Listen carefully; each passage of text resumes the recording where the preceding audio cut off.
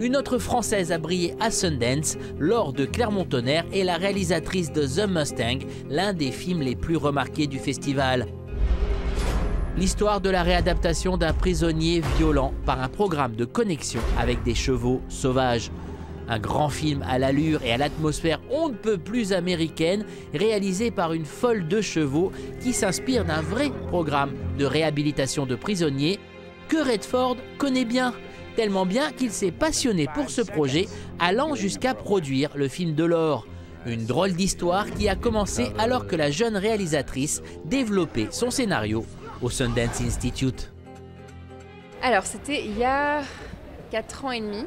En fait, j'ai soumis la première version de mon script et j'ai été sélectionnée au lab. Donc je me souviens qu'on arrive au lab et là Robert Redford arrive. Et là il vient me voir et me dit on a quelque chose en commun. Alors, je dis ah bon, j'ai quelque chose en commun avec Robert Redford.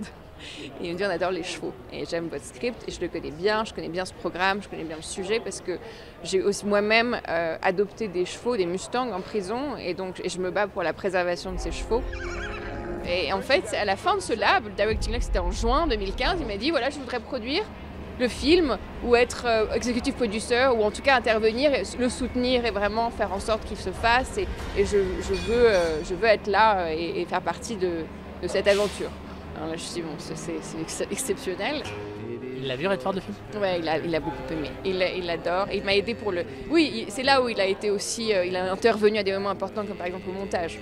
Il a protégé des choses que voilà, il y a beaucoup de voix, il y a des gens qui sont d'accord, pas d'accord. Bon, et en fait, il m'a protégé sur des choses vraiment. Il pensait que c'était important que le film termine comme ça ou que cette scène soit là ou que voilà, il y a des moments artistiquement et il voulait protéger en fait la voix.